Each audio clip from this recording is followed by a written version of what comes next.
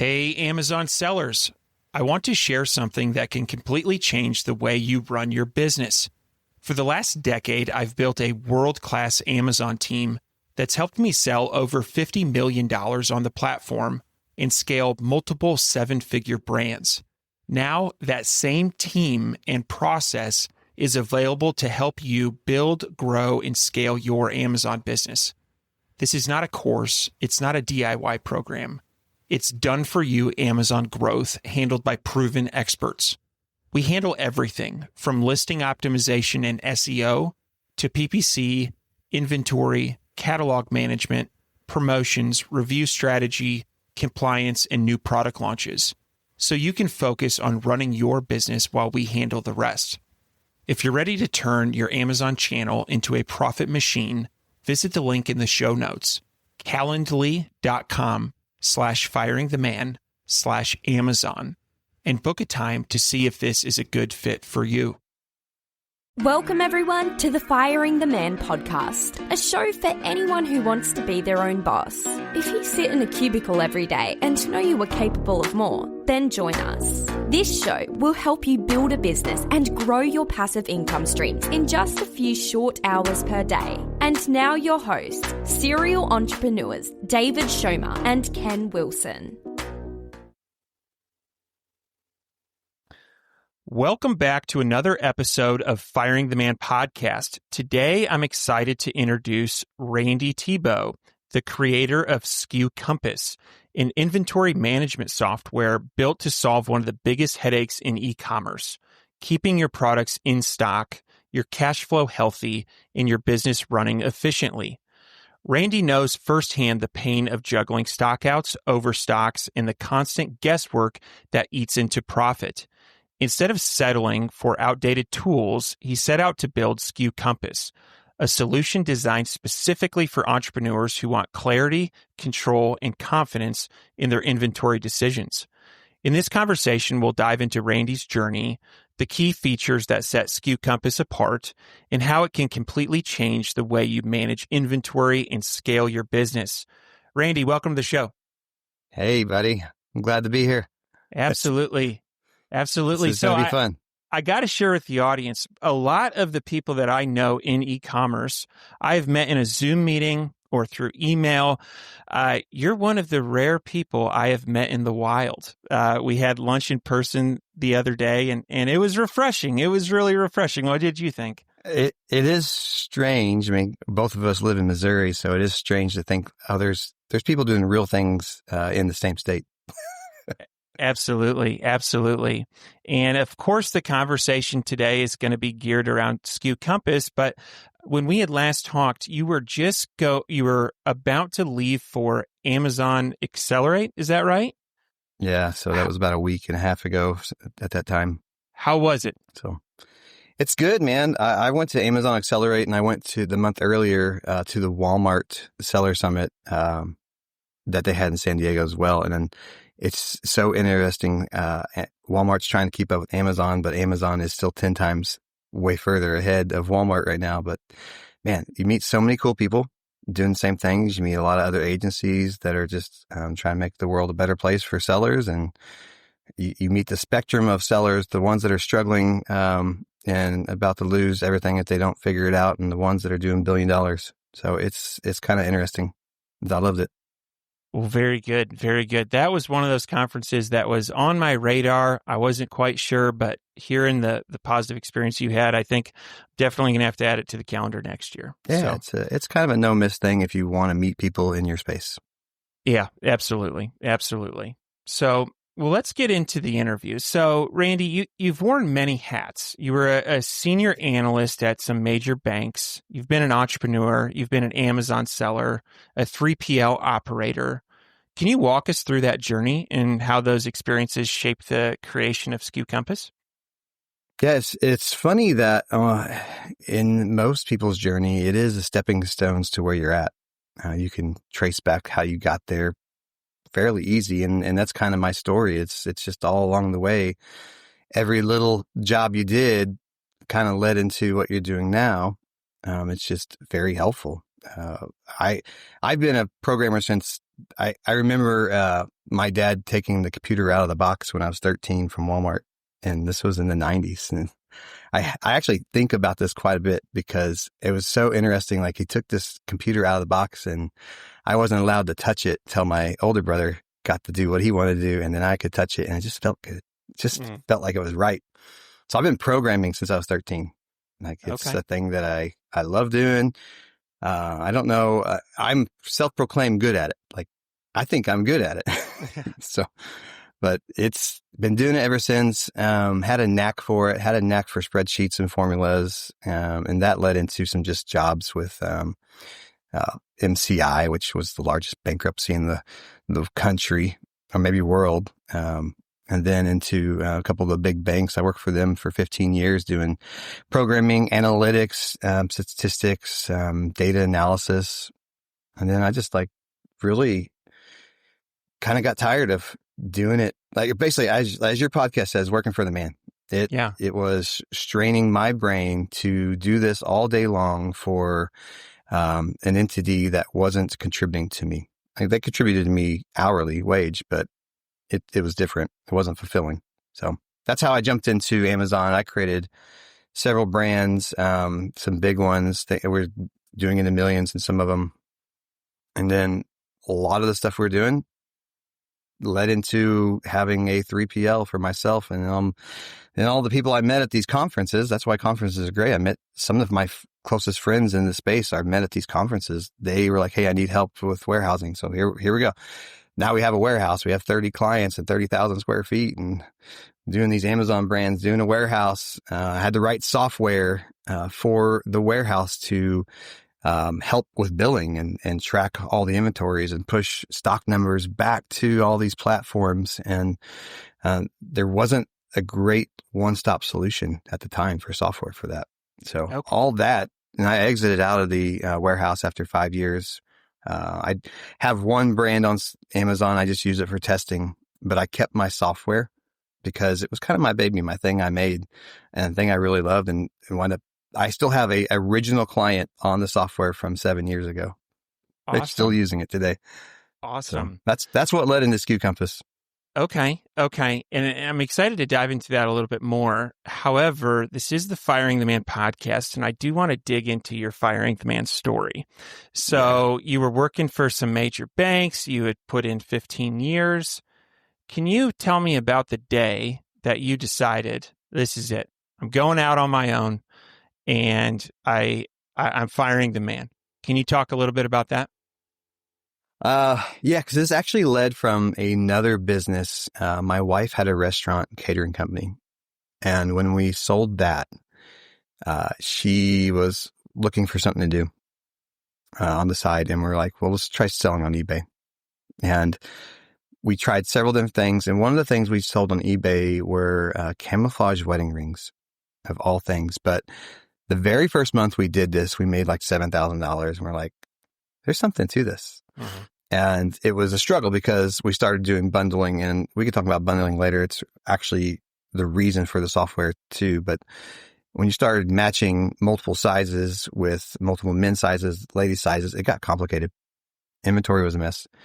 But that led into, hey, let's try selling on Amazon. And then as soon as that picked up and we started creating a brand, it took me 6 months from that time to say, I'm going to quit my job in February after bonuses get paid out. Mm-hmm. Of course. And I waited for that. Mm-hmm. And then, so I gave myself a 6-month timeline to make it or break it. So I have to get this up and going by February so I can fire the man and do my own journey.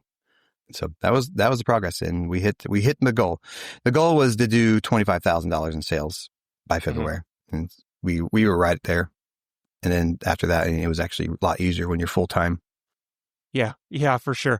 Well, I love that story, and to our listeners, one thing I really like about it is you gave yourself a deadline. You drew a line in the sand and said, this is when I want to accomplish this goal. And you also defined the dollar amount. This is the hurdle that we need to reach before I am comfortable going out on my own. And so is a very methodical way of going about it, and there's some good lessons there that we all can pull from that. So yeah, as a former accountant for you, I'm sure you really love that. I do. Got some numbers nailed down. I do. And it's been well documented on this podcast. My decision to fire the man originated in a spreadsheet and was executed by decisions made from that spreadsheet. And so it was definitely helpful, and definitely having something measurable is helpful. What I've found is waiting to leave until you don't have discomfort isn't a good criteria, because the discomfort of what if this doesn't work never really goes away. And I'm several years into firing the man, and I still some days have that question of what if this doesn't work. And so had that been my criteria, I would still be working for the man. And so there's guarantees in working for the man, but there's only limited upside. And I like the unlimited upside. As do I.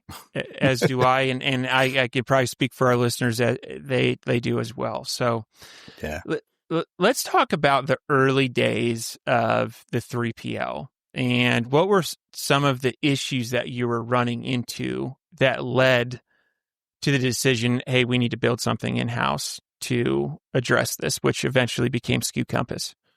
Yeah. Early on, you kind of do what, if you're a products person, what everybody does. What stock do I have? Well, let's go count it. And that's the stock I have. And that's okay at a small level, small SKU level. You can do that. You can go and just, let me look at the warehouse. Let me look in my garage and see what I've got. And it's easy. You plug those numbers into something, a spreadsheet, and that's what it is. But as far as a warehouse or anybody that's scaling their brand on multiple channels, like it's every day you're shipping things out. So every day the numbers are changing. So if you're not accounting for the numbers changing, you can't do a once-a-month count or once-a-week count. And you need to know daily where you're at. So in the 3PL world, so I can tell my clients, they need to know where they're at. They need to know how much they have on the shelf and how much they're selling to understand what to order. So it was a little chaotic.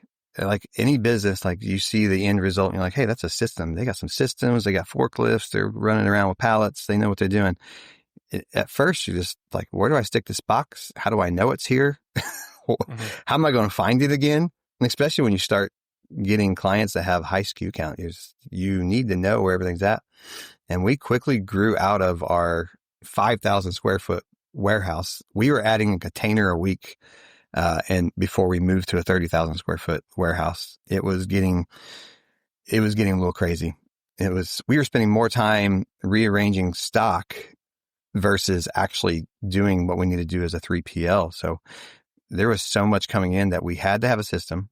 And we found that the other systems were either outside of the reach of what we wanted to do for a 3PL. We didn't want to spend $10,000 a month on software. The ones that were in our reach, they didn't account accurately for like returns or bundling. And there was a lot of manipulation that needed to happen that couldn't happen. So there came the need for the software, and then billing and tracking the boxes. Like if a customer's got a large item, this box cost $1.50 versus that 10-cent box. So we had to push that cost back. Absolutely. Yeah. And so at some point during this journey, you made the decision that this internal tool that we've built could have some benefits to people outside of the 3PL.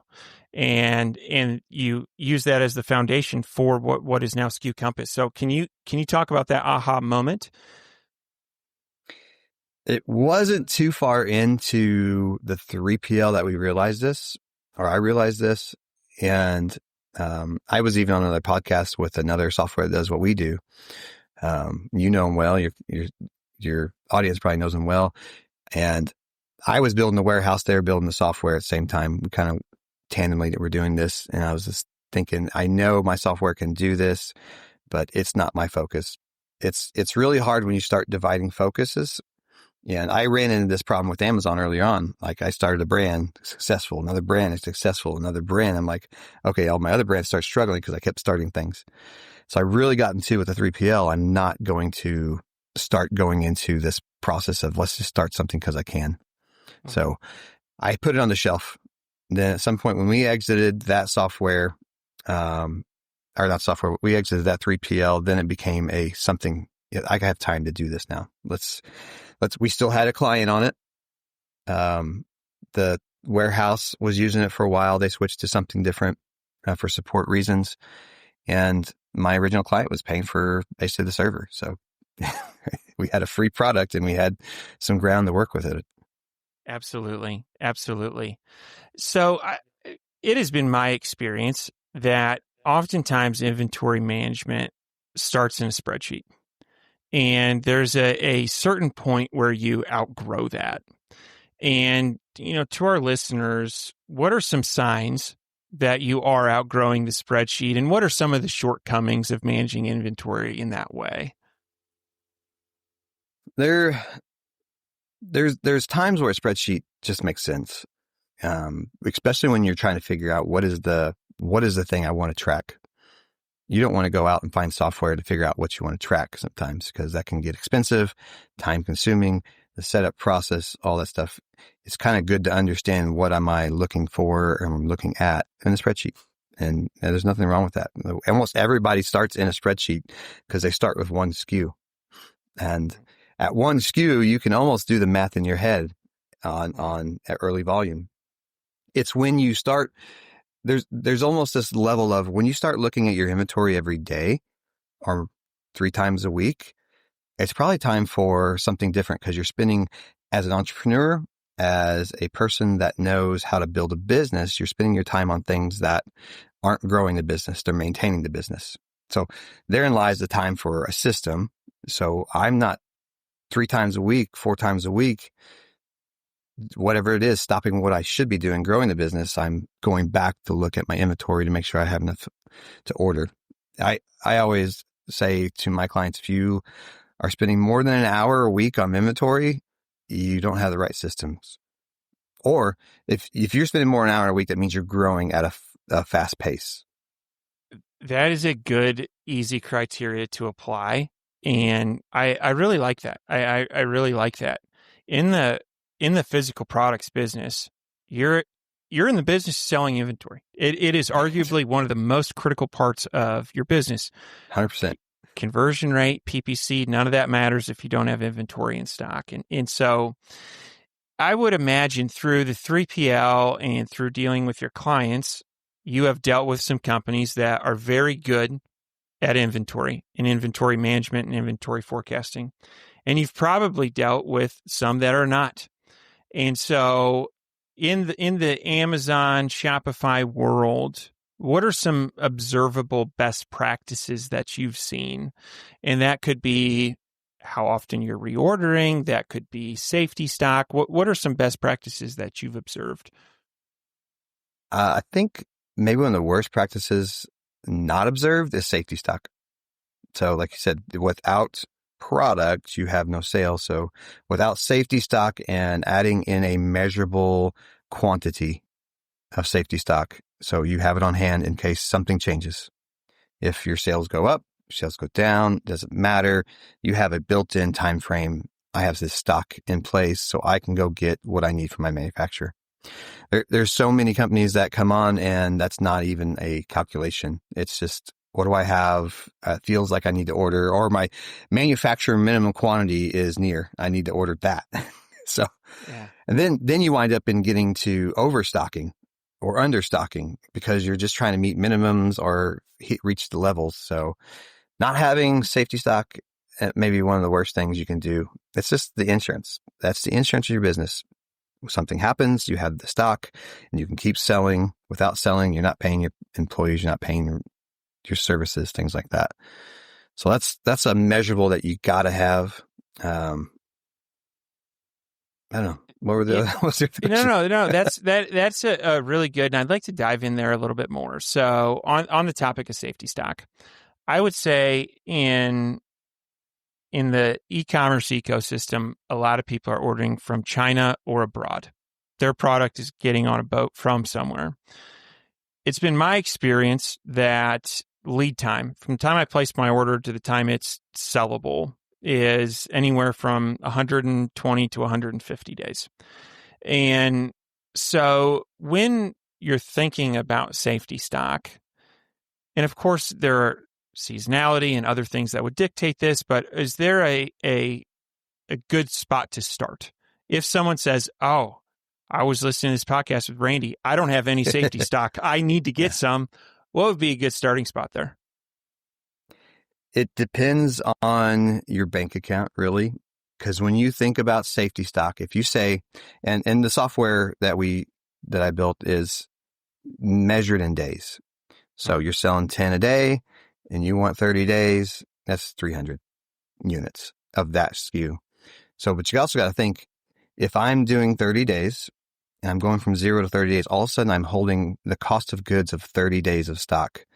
And that may not be feasible for new sellers, small businesses. Like that's a lot of money. So starting with something, 45 is where hey, that's a good spot to be, because like you said, if you're ordering from abroad, usually 30 days to make it and 2 weeks to airship if worst case, but it's also another 30 days to airboat it. So that's 60 days. So almost a minimum of 45 is what I suggest on like our strategy calls I have with anybody that wants to have one. And anything lower than that, you have maybe an easy way to get stock. It's stateside, it's wholesale, things like that. There's clients that do 90 days. That's because they have the bank to do it and their business is built on products and they do not want to run out, especially if they're, anticipating high fourth quarter volume or Amazon special days, Prime days, things like that. Okay. So we touched on some of the best practices. What have been, and you may have some good stories here, the worst? What are some examples that you've seen of just horrible, atrocious inventory management? Oh man, it's not having your manufacturer do the things that are easy. And sometimes it's the manufacturer, your box, when you get it in, should have the label on it. If your manufacturer can't figure that out, you just got the wrong manufacturer. That's like step one. It's so easy for them to do. It's the process. A lot of our clients that had multiple SKUs of variations, like their shirts or things like that, where the manufacturer struggles to put the right barcode in the right thing. That's a good time to fire your manufacturer. Yeah. Find another one. Because honestly, when I had our sunglass and watch company, we had 2 manufacturers for every product, always. Because if one manufacturer, there was always this like up and down, ebb and flow with manufacturers. Like, great product this round, and the next round, what happened? Did you guys outsource? You're outsourcing, and so we would change our order volume based on how well the manufacturer was doing. And until we had it figured out, ironed out with them, they wouldn't get the order volume back. So that's a huge like safety net right there. But not having the box ready to go to send wherever you want to go, that's huge. Not having inventory like that. Managing a ton of SKUs in Excel, you can't update your sales velocity for 100 SKUs all the time correctly. So that's just like the easy ones right there. Yeah. No, I think the comments on having things ready to go, that's something I remember in my early days of, oh, well, just ship them to my house and I'll put the barcodes on. And I can tell you there were nights where my wife and I were up till 2 a.m. barcoding, and it's a good example of working in the business and not on the business. And so that's, I think really good, a really good criteria for when you're engaging, when you're getting pricing, not just asking what's the unit cost, but what's the unit cost for this being in a box that's case packed with barcodes on it. That needs to be part of the conversation. So I think that's a really good pro tip. So now let's get into the nuts and bolts of SKU Compass. So for someone that has not used it, what's the core functionality of SKU Compass, and how does it make a seller make better decisions day to day? It does sort of what I've been talking about, where knowing your numbers, if you have more than one SKU, it's doing the calculations for you. You could be selling 1 unit a day and just think that's what's happening, or you might be going to 1.5 units a day. So the difference of that is a 50% growth. And if you don't have the stock for 50% growth, it's a different story on your metrics. And even leaving off the decimal point on sales velocity matters at the lower end of the spectrum. When you get to the higher end of the spectrum, like you're selling 100.2 a day, that doesn't matter. But if you're down in the lower spectrum with a new SKU and you don't have a lot of inventory, it does matter, because what you have to order doesn't go up by 10%. It may go up by 30% or 40%. So that matters. Like those small numbers matter. And that's where SKU Compass comes in, gives you, hey, here's exactly what's happening. And then when you onboard, just pulls all the SKUs in automatically, and it sets a default lead time, sets default manufacturer lead time and safety stock. And it just does the calculation for you. Here's what you need at Amazon. You can little slider scale to say, I want 60 days at Amazon. And Amazon gives you what they want you to put at Amazon. And I put a Facebook post out the other day. It's their calculation for their inventory storage for fourth quarter. It nearly triples. So what it costs to have a pallet nearly triples in the fourth quarter. So they, in some areas, like Amazon wants you to fully stock their warehouses, but they're not looking at what it costs. They don't care what it's going to cost you. They want their warehouses stocked so they can ship in 2 days. But that may not always be in the best interest of the seller. They may only want 45 days, 60 days there. If they have 60 days of stock there, they're paying monthly on their stock to Amazon. I have one client, they keep 35 days there. They pay next to zero FBA storage because it's always cycling, and they're high volume, and they're doing $10,000 a day, and they're always cycling their inventory so fast that they're not getting long-term storage. They're not paying FBA storage fees because they're just cycling it so fast. I mean, you got to pay inbounds to yeah. Story. Let's talk specifically Amazon inventory, because it has been I remember when I first started, you could just ship a container in there's no inbound placement fees. There's no capacity restrictions.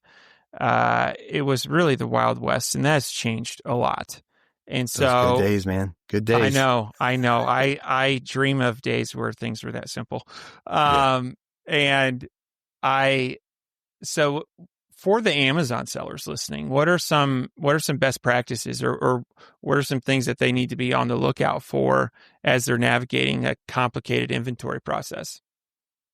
Yeah. And again, this can be very broad, because the sellers that aren't selling a ton versus the ones that are selling more, different strategy completely. But if you're middle of the road, now Amazon's got AWD, which is Amazon's warehouse distribution.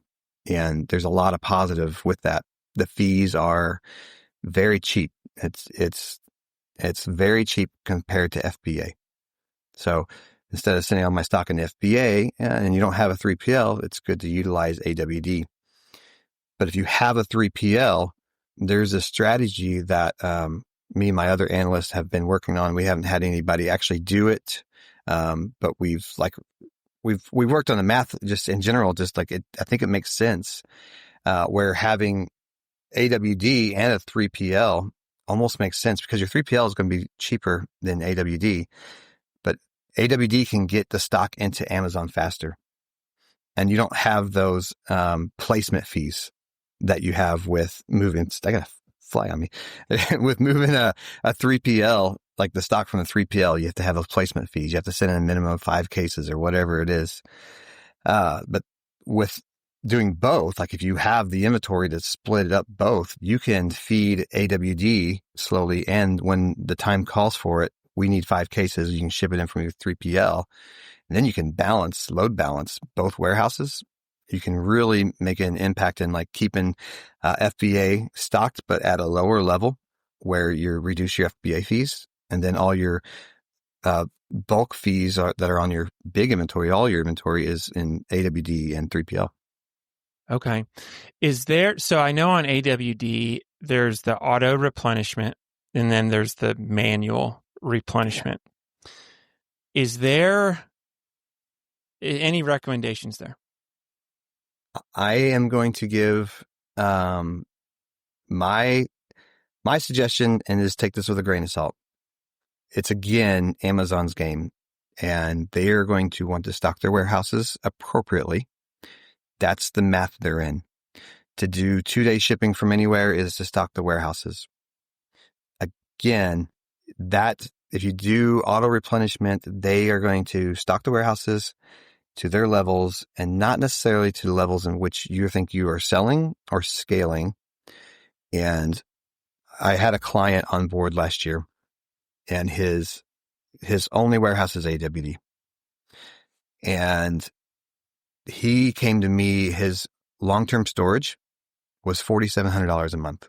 And it's because Amazon stocked him up. FBA didn't need to. There was no need to. He just started selling a few, like he put 20 new SKUs in. Amazon's like, let's load everything. And we sold one. Let's load everything again. And they just kept stocking FBA. And the result is he's had $4,700 of long-term storage when he could have left all of that into AWD. And then when he came on to us, we're just like, we're taking over manually.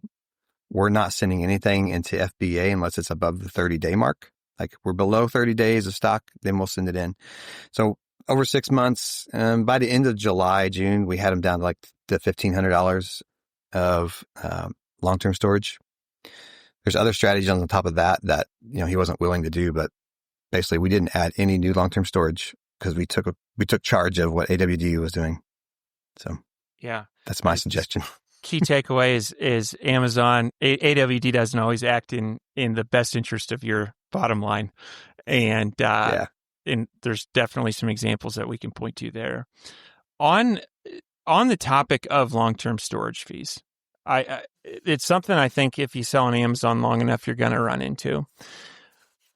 You've got a couple options, right? You can dispose of your inventory. You can return it to the seller. You can continue to pay long-term storage fees. When you've got a client in a pickle like that, what are the things that you're looking at to make that decision? On what to do next, it's sort of sometimes you just got a bad product. And I've had my bad products too. And there's time to cut the ropes and you can pull your stock back. There's a show, I think it's Marcus Luttrell, The Prophet, I think it's his name. It's on CNBC Money or something like that. It's an amazing show where he just goes in and buys businesses, but he gets into these businesses where they have all this extra stock just sitting in the rafters and warehouse. And first thing he does is like, just get rid of this. So we have the cash flow back. We have the storage. We have the cash back in our pocket. Sometimes it's okay to cut your losses and sell out of something to get the cash back to reinvest into what's working. So if you've got long-term storage, it's either because you mismanaged your FBA, sales changed, or it just wasn't a good product to start with. So ads is always a thing. Like if you're not doing ads, you're not getting a rank, you have a bad listing. There's a lot of things going involved, but if it's the bad product, it's a bad product. So sometimes you can cut your losses and move on and find a good product, or you need to work on your listing, work on your ads to get it visible again. Okay. So long-term storage fees is an example of where you have a unit that's at Amazon, you need to decide what to do. Another topic here is returns. And I have definitely experienced this with my own customers, that they know that they can get free returns for 30 or 60 days. And some people will buy the product, use the product for 29 days and return it. Some people buy the wrong size and need to swap it out. But there's a decision that needs to be made on, what do we do with this? Do we just allow the customer to keep it? Do we return the inventory back into stock? What do we do with this? Do we dispose of it? Which seems wasteful, but sometimes is the economics of it make the most sense. Yeah. As you've worked with clients of varying velocities, have there been any best practices here that you've observed? This is actually an interesting topic because I met a guy in Seattle at the Amazon conference, and this was what his company does is like they help profitability with Amazon companies or any really products business that has a high volume of returns. And he was explaining it to me, and I was like, this is genius, because there are some recourse that you can push back to the customer and to Amazon, but you have to act within, I think, 24 hours of receiving the product. Like, so if your product comes back and you look at the reason why it came back and it's like, didn't have any shoelaces, and you open the box, take pictures of it, and it has shoelaces on it, you can go back to the customer and say, hey, this is your return reason. It does not fit what the problem is. Would you like a half credit back? Would you like what can we do? You can actually work with the customer on that. And if the customer doesn't work with that, you can actually go back to Amazon and work with them. But there is a time limit. And this may not make sense for a larger seller who's got low cost goods that you're going to have to wind up paying somebody to actually do this for you. If you've got to pay somebody to open every return and look at it and decide, and you're spending more on that person than the return, then you got to weigh that cost. But if you got a high volume cost item and doing a lot of volume, it may be worth it because your competitors are sending, or your customers are sending back competitor products, which we've all received. If you sell anything on Amazon, you've received somebody else's product. And, you got to look at that. Is it worth my time? Is it worth my time to actually not go after the customer, but, confront them? Is it worth that? Mm-hmm. Absolutely. Okay. So we've talked about a lot of best practices on inventory. We've talked about a lot of scenarios that say an Amazon seller is going to be running into. Taking our conversation back to SKU Compass, what are some other features here that you think are notable or something that separates this software from what is commercially available? It's really grown since 2 years ago, since day one. Like it's and my ideal clients grown too. Like who best fits SKU Compass, and it fits everybody, but not everybody has a need for it. But it's kind of grown into a multi-channel source for pulling in orders and volume and stock and analyzing what's where and how much is selling, so I know how much to order. So as clients grow and these products business grow into multi-channels, like we added Walmart, we have Shopify, we got WooCommerce. Temu actually reached out. They want to integrate with us. Anything on ShipStation, if any of the integrations that ShipStation does, we can link into, and which is like 80 other platforms. So we can pull all of that in. So the clients that have been coming to us now are ones that are multi-channel, because that's where the huge struggle is. Amazon's a struggle by itself, and it helps and it reduces like overstocking and understocking and running out of stock, things like that. But if you're growing into multi-channel, you got a whole nother problem. Like it becomes another set of problems. Just like Amazon's has its own set, you now have another set on all the other platforms. You got to have distribution. You got to have stock. You got to have somebody monitor that. So SKU Compass is helping there. It's really one of the main features I added in early was bundling kits with my brand. So I think our highest year was like 1.5 million in sales. 40% of that was bundles. We started bundling everything together, and I think bundling is underutilized in the products world. So we would bundle sunglasses with the watch, and we'd do a 5-pack, and we would do all kinds of things and just up the order volume from the customer. And when you sell a 10-pack of something, that changes your velocity if you're not accounting for that. And it gets really hard in a spreadsheet. So yeah. Then you're constantly doing math, and that's where like SKU Compass it's built for that. That was one of the baseline program that I put in there. And it was really, the thought process behind that was something I brought in from like how I did something at the bank. So brought that in and made it to where it's super simple. You can bundle till your heart's content, and you can push the stock numbers back to Amazon. You can push the stock numbers back to Shopify. And you don't have to worry about running out of stock that way. I can tell you from personal experience, I started out Amazon only, and it was when I added in Walmart and Shopify that my own inventory management went sideways. And as those have become bigger and bigger components of my business, that is, I am now managing inventory in multiple locations, and my orders with suppliers have gotten more difficult. And so that feature alone is something that I think sets apart SKU Compass from a lot of different providers out there that are focused on one particular channel, such as Amazon. So Amazon was a hot button thing, and all these other guys are, unless you are like top tier software and you want to spend thousands of dollars to go with. So everybody went with Amazon. Yeah. Now, Randy, if people are interested in checking out SKU Compass, what's the best way to do that? You can just go to SKUcompass.com. There'll be a link probably in this podcast or video, wherever it's at, and to check it out. And the pricing's there. I think right now our lowest pricing is just for that intermediate, like starting out person, $9.99 a month. Like, it's super simple, and it scales all the way up to, I think our largest client, it does over 30-40 million a year on the outstanding. Just runs. Yeah. Definitely something that'll scale with you. So outstanding. Well, this has been a really, really good interview. Before we wrap up, there's something that we do called the fire round. It's 4 questions we ask every guest at the end of the interview. Are you ready? Hit it. All right, let's do it. What is your favorite book? So this 2-part, right? Non-business book. It's called Michael Vey. There's a series, and it's just a good one. Something I got my kids into. I read several times. So business book, Rich Dad, Poor Dad. That book has changed more lives than probably any other book on the face of the planet. So it gets you out of the normal bias thinking. Mm-hmm. I fully agree with that.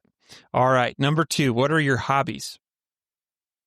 Hobbies, pretty much don't have a lot of hobbies. I have been trying to learn golf.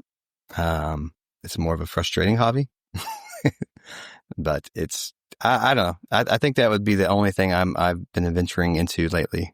Okay. Is trying to play golf. Okay. What is one thing you do not miss about working for the man? Man, the thinking and using my brain for somebody else, that's not beneficial for my family. Absolutely. I agree with that one. And final question, what do you think sets apart successful entrepreneurs from those who give up, fail, or never get started? The ones that are doing well, they just went out and did it. There's a quote from Matthew McConaughey. It says, if you're going to do it, do it. Mm-hmm. Just go out and do what you want to do. And if you fall short of doing it, and stop, you're not going to be successful. The world's not going to make you successful because you want to be. It's because you're trying to be successful. Outstanding. Well, Randy, this has been a really good interview. To our audience, I'm going to post links to Randy's social media as well as SKU Compass's social media. Be sure to check them out. And Randy, looking forward to staying in touch. Appreciate it, brother. Before you go, we wanted to share a new service that Ken and I have been using called Getita that has made us over $10,000 in Amazon reimbursements. The service requires no monthly subscription, and Getita collects a small percentage of the money they recover for you. It takes less than 5 minutes to set up and works on all Amazon marketplaces. Go to Getita.com, Getida.com, and enter promo code FTM400. That's FTM for Firing the Man 400 to get your first $400 in reimbursements commission free. How much money does Amazon owe you?